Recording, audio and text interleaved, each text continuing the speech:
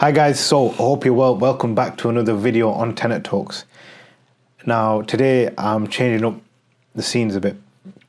I'm not in my living room, as you can tell. I'm in the editing suite, and I'm gonna be sharing you guys my story, and I've got my helper here, Abdul, go back, talking to you guys about my story. I'm not sure how long this video will go on for, but I'll try and make it as quick, smooth and efficient as possible.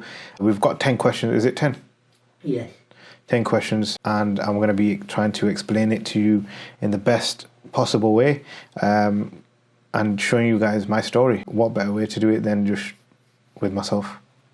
So, Billy, fire them away. So where did my journey start and what pushed me to begin? So my journey started around about COVID time. And in COVID time, I was filming with my brother, All Sorts Babs. I think I mentioned this on a previous podcast as well. We were there filming, and I wanted to start something on my own, and it was so difficult. And that's when I started this YouTube channel.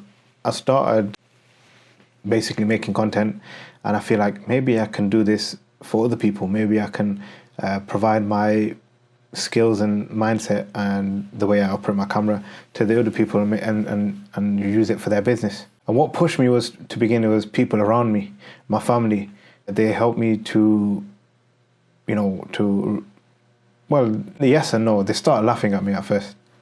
They were laughing at me. They were thinking, oh, you spent $1,000, $2,000 on a camera. It's a waste of time and you're not going to get anything out of it. Probably after 6 months, you're going to sell it. That was one thing that they were saying a lot. They were like, it's going to collect dust after 6 months. You're not going to be using it. And what pushed me to start was the fire that they were burning inside me.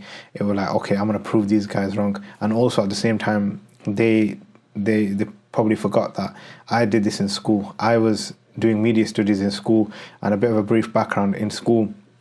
When I did this media studies, we created we had to help out with the drama department, with the Wizard of Oz, where if you've seen it, you know that the wizard is behind a green screen and he is portraying himself to be really scary, and we had to do that with all the flames and the voices, and I did a really good job. And we also created a short film which got nominated in the assembly throughout the school. If you went to Oakwood, you probably would know. If you were in the same year group as me, you probably would have seen it.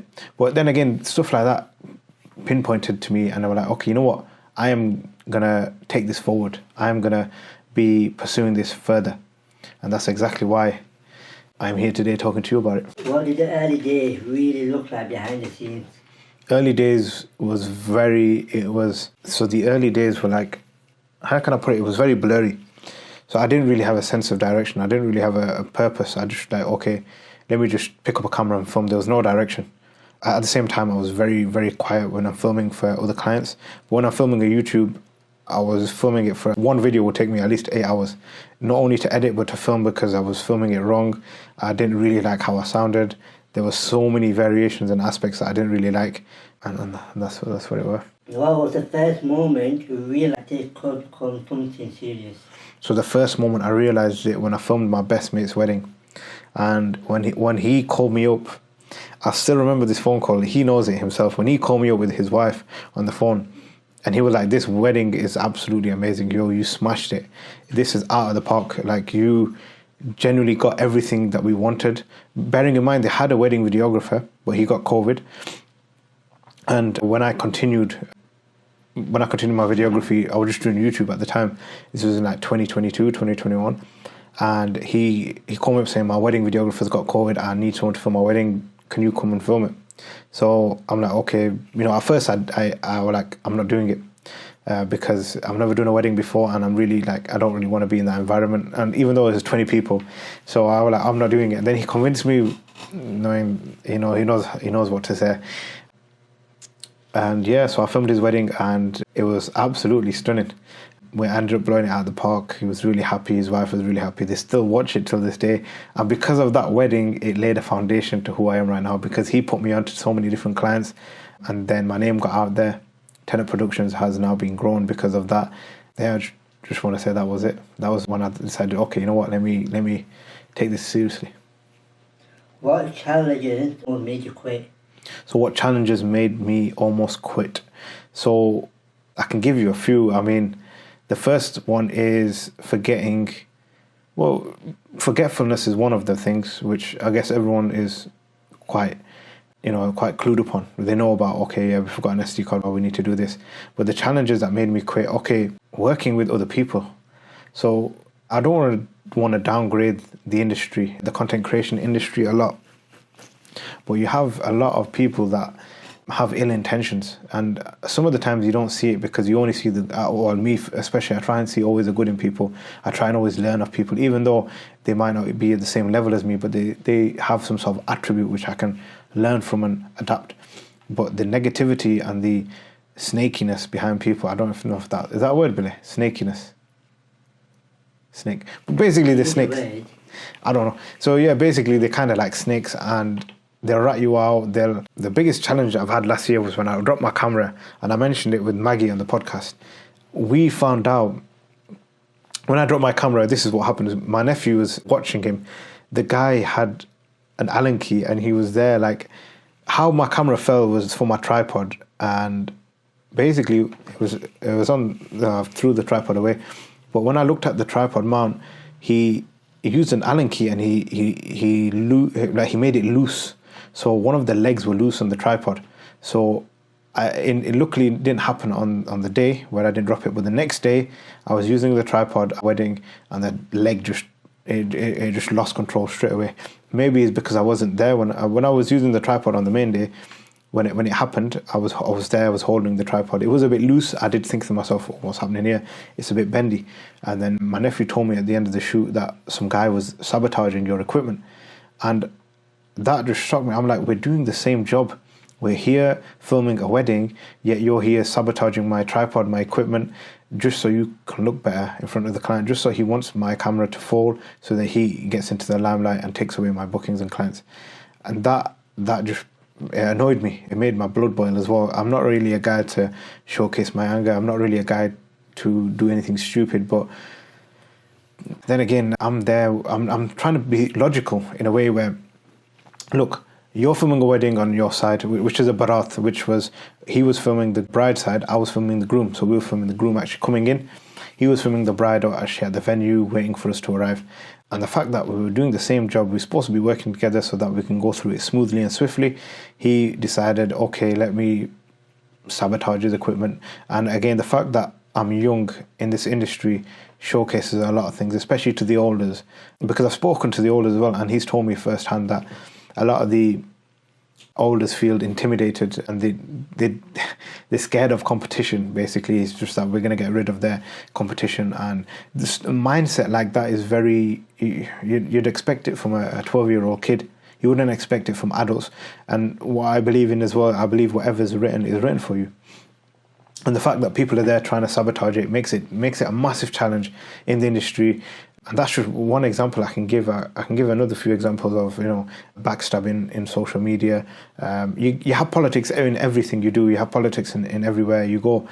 And this can be really controversial as well. But working with certain people, obviously you'll know once you get to know them, and you realize that, he's only here to see you fail. He's only here to see the worst from you. And that's what it is. That's one of the biggest challenges, is working with, it's not even working with difficult clients, because the clients are only difficult because you've not delivered, you've not communicated what you want, what they wanted, and what you delivered.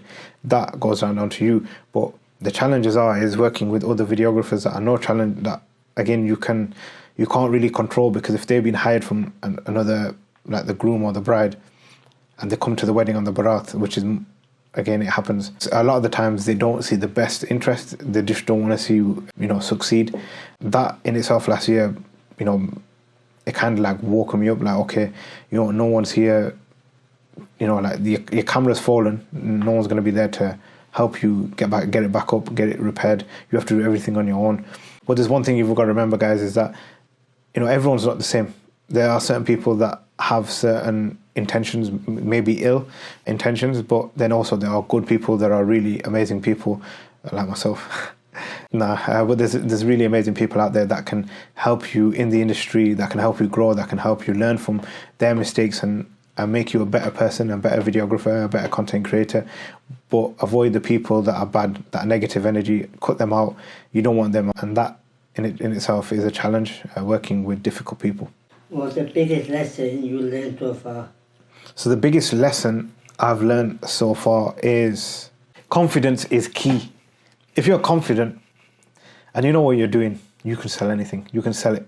And especially at a wedding, if you're confident in what you're doing and what you're shooting, you can direct the client better, you can the shoot better, you can make the day swifter, you can make the day smoother, and also you can work well with others. How has your mindset changed from when you started to now? How has my mindset changed from when I started to now? Yeah. So my mindset has changed from when I started. When I started, this was a joke. YouTube, filming, everything was a joke. Now I'm taking it seriously because I feel as though it might sound cheesy, but I'm not. So if I don't make a video, if I don't portray my skills to everyone in the world, I'm not doing justice. I have so much passion and great skill. This was actually said to me from my mentor at the time. Shout out to Osman Kiani. He said to me, he goes, Mateen, you're not doing justice to the world. You're not providing the world with amazing content. You're not doing that. So you need to get out there and do it at a professional standard. Not only will you be making money, but at the same time, you will be making clients and people happy and couples happy. He goes, the energy you portray is amazing. And also the content that you shoot and film and edit is amazing as well. Not to mention that you do it all on your own. But if you create a team and embed it onto your team, you can then, create something amazing from this, from the industry, from being a content creator. What mistake taught you the most? What mistakes taught me the most? The mistakes, okay, the biggest beefsteak, what about it? Taught you the most, what did you learn from it? Which mistake you learn your lesson? The biggest mistake I've learned, and the lesson that I'll always stick with me, is buying cheap gear. So I remember buying a cheap Samsung SD card. It's not this one, by the way. This is a SanDisk. So I bought a cheap SD card, and what happened was I was at a shoot, and I think I've mentioned this before. I was filming for my friend Umar in behind the scenes on one of his clothing campaigns, and he was filming with a guy that usually works for JD, and he's really big in the industry. And what happened was, I was using a cheap SD card. I got some amazing shots on my gimbal. I wasn't using the Canon R3 or the R6 at the time. It was a 250D. And when I was using it, I was filming it on a SD card I bought from Facebook, and it was a 256 gigabyte one. It was really cheap. And what happened was I was filming the whole day, got home, and the SD card corrupted because it was a fake SD card. It portrayed as a 256 gig, but it was actually fake. And I lost all the footage. I had to contact Umar, I had to contact the cameraman to say I've got no footage because it's all being corrupted, and that left a bad impact on me with the videographer, that he doesn't really speak to me as much. And Umar till then, me and Umar have, we've made amends and everything like that. But then and again, I wish it could have been worse. The way I look at it, it could have been way worse. Like, let's say I was at a wedding, I filmed the whole wedding, I lost all that wedding footage. That would have been embarrassing. But I'm glad it happened at something not minor, but something that's like, because again, I was going there on my own accord. It was BTS, it was free to fee, which I always say. And again, it could have been way worse. And I'm glad I learned that the hard way. So now I use the equipment, something reliable like SanDisk. The Samsung ones I only buy off Amazon. If you're going to buy SD cards, guys, buy it directly off the retailer. Do not buy secondhand SD cards, SSDs, hard drives. I promise you guys, do not buy them. That's one of the mistakes I've learned, not to like really mess about with. What does progress actually look like day to day? So progress actually looks like day to day is 1% better every day, Kaizen. I don't know much about it. I've read up about it very briefly, but basically applying, even if you're doing something, it's better than nothing. And applying that every day helps you achieve your goals. What are you currently working towards? What am I currently working towards now? I'm currently working towards building a team. Right now, I want a team of killers. I want a team of editors, videographers, so that when we go to a wedding, we know what we're doing. We're working in sync. We're working well together, and then ideally move out the office in the house and then make an office elsewhere, maybe towards the local area. But then at the same time, taking my team with me to the very top. The last question. What would you tell your younger self at this journey? What I would tell my younger self, that's a bit of a deep question, because when I was young, let me give you a bit of an insight. When I was young, I didn't have this much confidence. I was always, it's mad because when I was young, I was always like cast away. I was casted aside. They always judged me, like looking at me. They were like, "Oh, this guy, he doesn't know it all. He's somewhat stupid." They used to say a certain key phrases to me, which I'm not going to say on here, that triggers me till this day, and it does trigger me.